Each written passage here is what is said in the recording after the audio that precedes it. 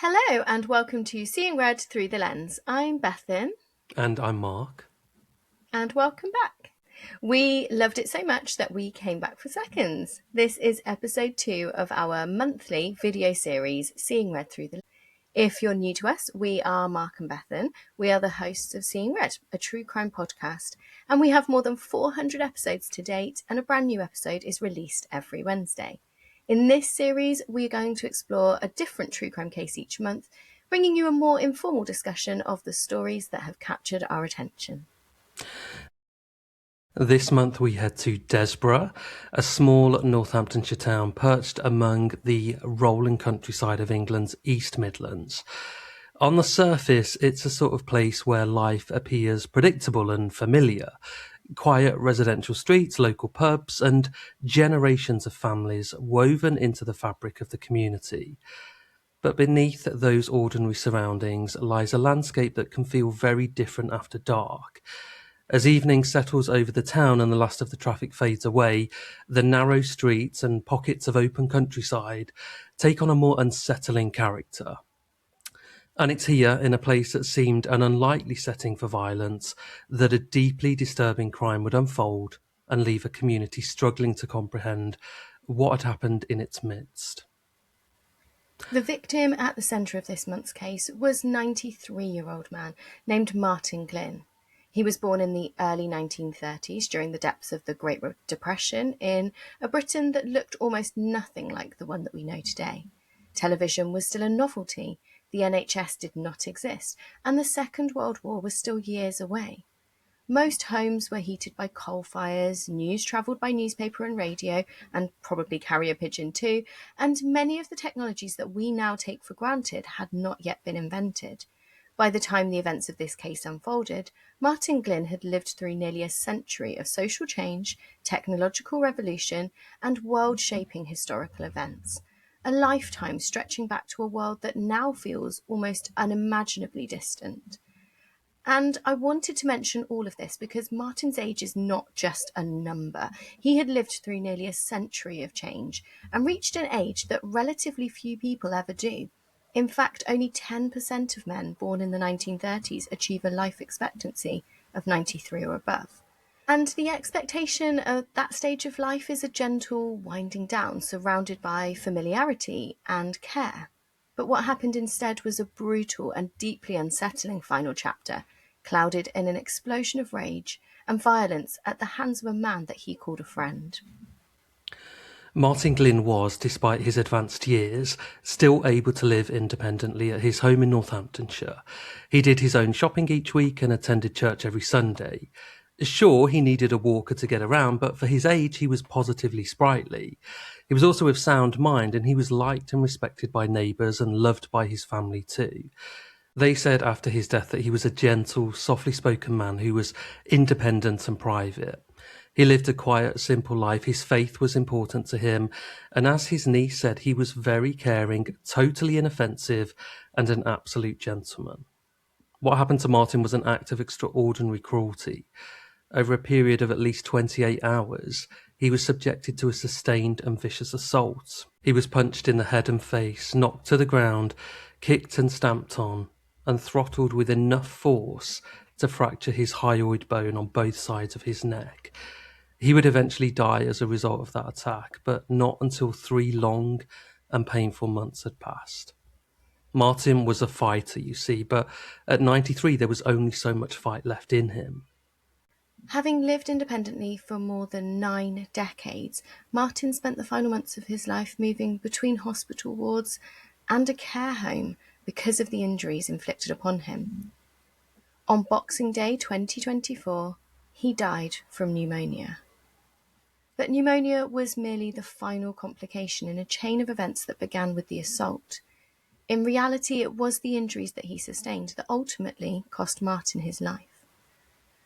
Which brings us to the obvious question: why would anybody want Martin dead? And to answer that question, we must go back to Thursday, the 19th of September in 2024, the day of the assault. Martin left home early that morning. He was planning to visit a friend, 40-year-old Samuel Field, a man he'd known for almost 20 years. On paper, it was an unlikely friendship. The two men were separated by a 53-year age gap and came from very different backgrounds. More on that shortly. But they had remained close since first becoming neighbours in 2007. Over the years, they stayed in regular contact, speaking frequently on the phone and meeting in person most weeks. Yet there was something revealing about the dynamic between them.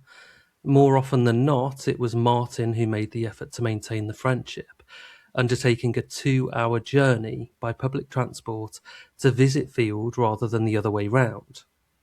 And Thursday, the 19th of September, was no exception.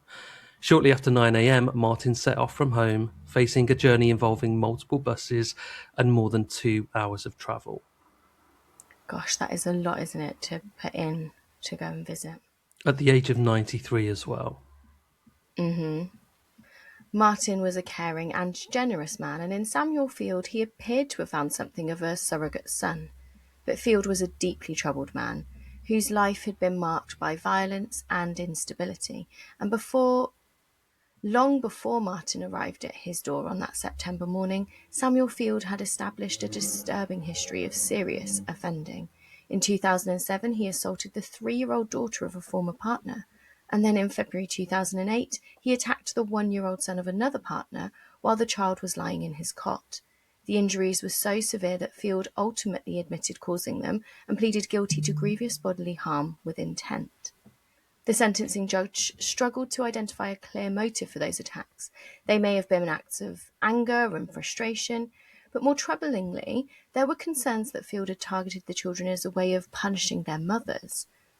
Whatever the explanation, the conclusion was stark. Samuel Field had demonstrated a willingness to inflict serious violence on vulnerable people who were entirely dependent upon him and unable to defend themselves. As a result of those offences, Field received an imprisonment for public protection sentence and spent years in custody.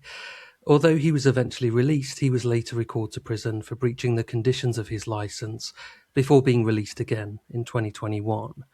By the time Martin set out to visit him in September 2024, Field was a man with a lengthy history of violence. Field was also a chronic cannabis user. In the months leading up to the attack, his drug use had become so severe that it was reportedly fueling intense paranoia. Paranoia that would ultimately have devastating consequences.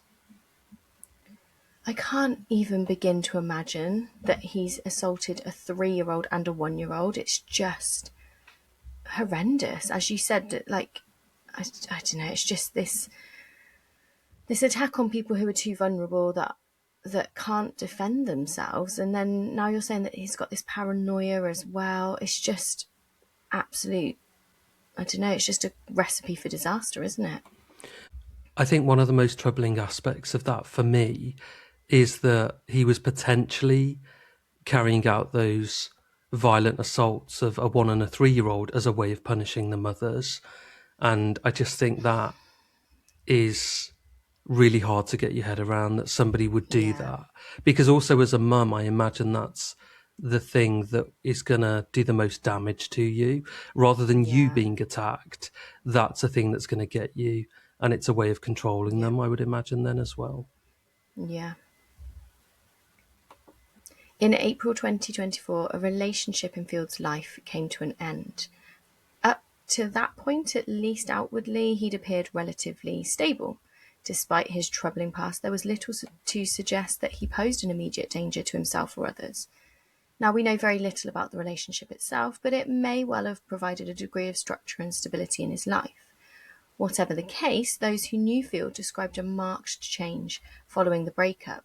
The man who had, for a time, seemed to have had some sort of control over his impulses had begun to unravel. Old patterns surfaced. His drug use escalated, his paranoia deepened, and his behaviour became increasingly erratic. And the simmering anger that had long existed beneath the surface began to boil over. From that point onwards, friends, family members, and professionals witnessed a steady deterioration. Field became increasingly volatile and consumed by resentment, and he was prone to explosive bursts of rage that could erupt with very little warning. Importantly, there were signs that Field himself recognised what was happening.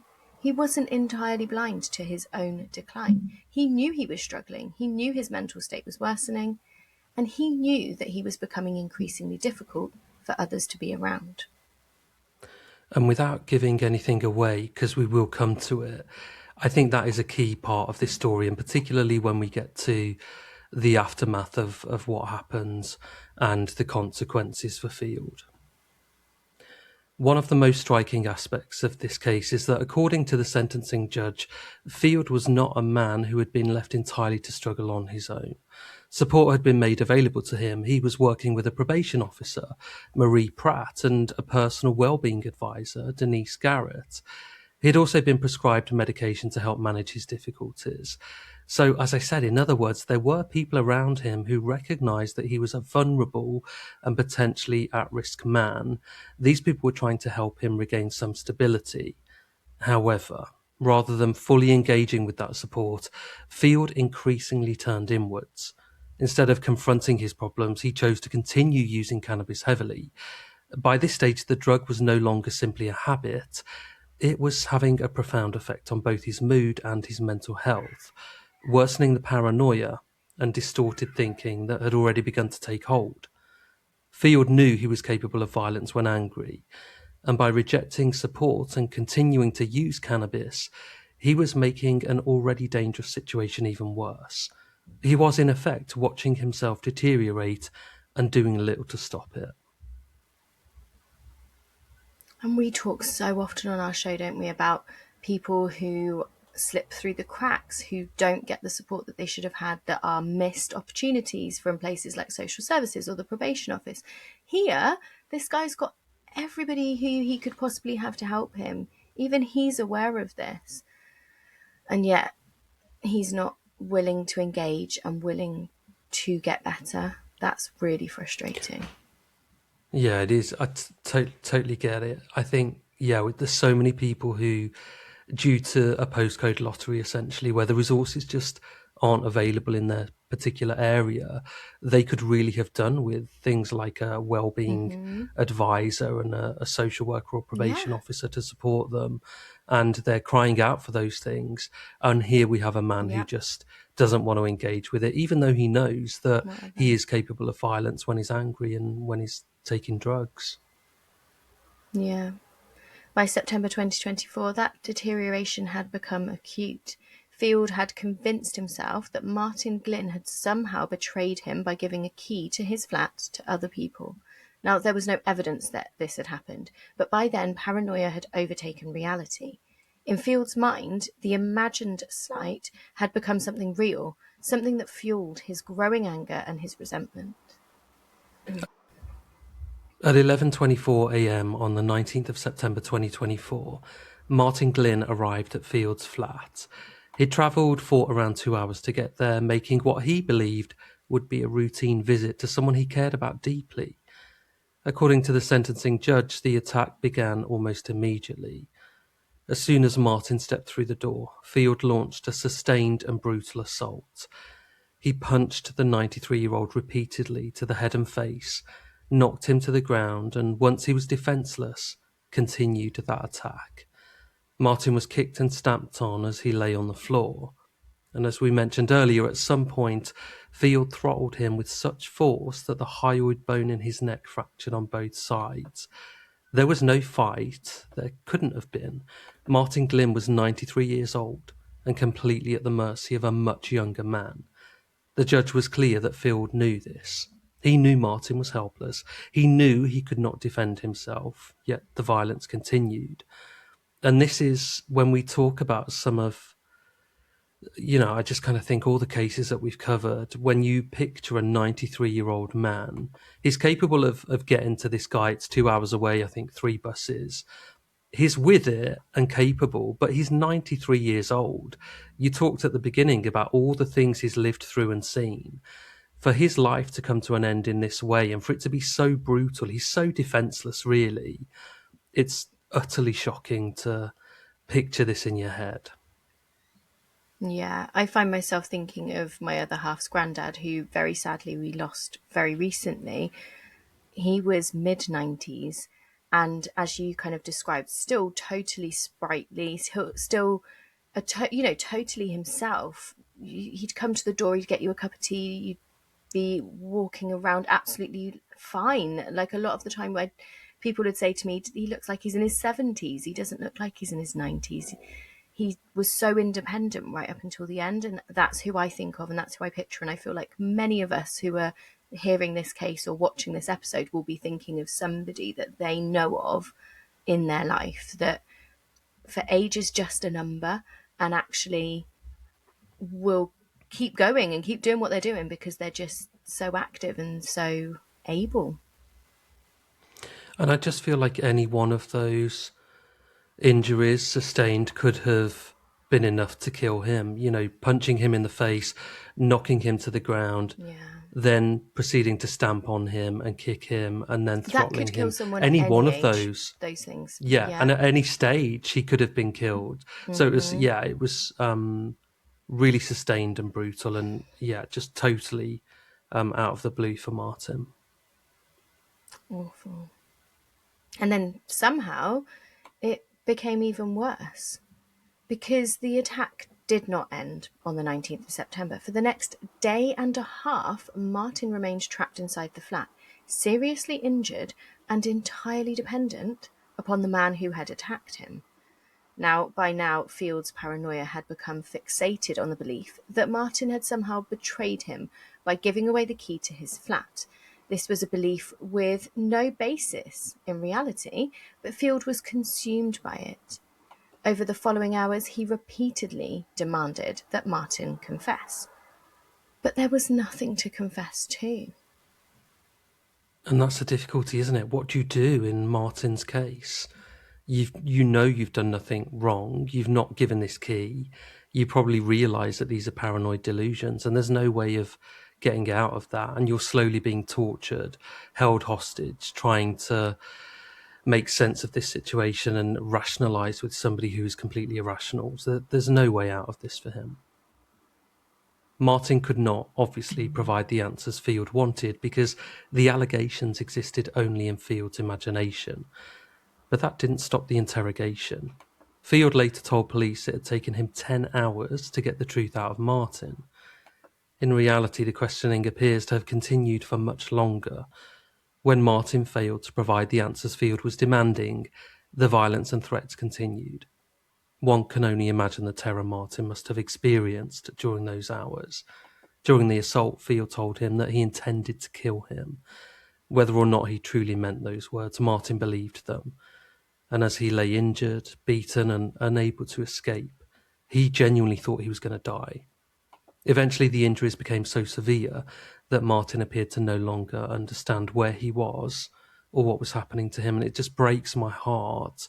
This was a 28-hour sustained assault and psychological torture as well, being told that I'm going to kill you, believing that the end of your life is imminent. I just can't imagine what he went through. And then to know that Martin is no longer able to even understand where he is or what's happening to him at the end because he's been tortured. It's No, just horrible to bear. it's just awful. You can't even imagine. It's just horrible. All for some absolute nonsense paranoia that's not even true. But I think if it hadn't been some delusion around the keys, I think it would have been something else. You know, there was always going to be It something would have that been, yeah. Field fixated on. Yeah. So, as you said, by this point, Martin has no idea what's going on. But even then, help wasn't called for. Instead, Field began trying to cover up what he'd done. At some point, Martin was moved into the shower. The court would later conclude that this was an attempt to create a false explanation for his injuries by suggesting that they had been caused by a fall, and blood was cleaned from bits of the flat, different areas. A camera that had been recording events was moved, and only after these steps had been taken did Field finally contact the emergency services in a way that resulted in police and paramedics being sent to the address. But that call did not come until after 9 p.m. on the 20th of September, more than 33 hours after Martin Glynn had first arrived at the flat. Ultimately, the judge in his trial accepted that Field had not intended to kill Martin. What he intended, the court concluded, was to punish him. He wanted to terrify him. He wanted to force a confession to a betrayal that existed only in his mind. But in pursuing that imagined grievance, he subjected a defenseless 93-year-old man to a prolonged and terrifying ordeal, inflicting injuries that he knew would be life-threatening, or at the very least, life-changing. By the time help finally arrived, the damage had already been done. But as we know, the attack did not kill Martin Glynn immediately. He survived for more than 3 months. Before the attack, Martin had been elderly, but he remained independent. He was mobile, he was living his life, he was maintaining the relationships that mattered to him. After the attack, however, he began what the judge described as an inexorable decline. The brain injuries inflicted by Field left him increasingly frail and dependent on others. He rapidly lost his mobility and soon became bedbound. Eating became difficult, and eventually he could only manage pureed food. He became increasingly confused, increasingly drowsy, and gradually he lost the ability to care for himself at all. And as we know, on the 26th of December 2024, just one day after Christmas, Martin Glynn died from pneumonia. I'm going to come on to this and what the judge says around these 3 months, but I think this is one of the most difficult aspects of this case is Martin is tortured and assaulted repeatedly over a day and a half. He doesn't die immediately. There are 3 months where he's in and out of hospital, in a care home too. And this was a man, even though he was 93, he had his marbles. He was able to look after himself. He went to church every Sunday. He did his own shopping every week. He maintained friendships. He saw people around.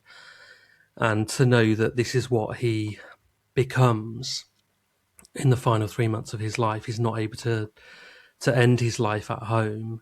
It's in a hospital. It's just so incredibly sad.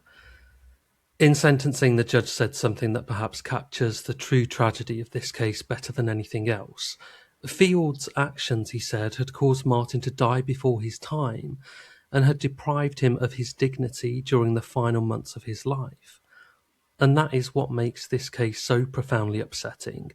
Martin Glynn was not a stranger who happened to cross Samuel Field's path.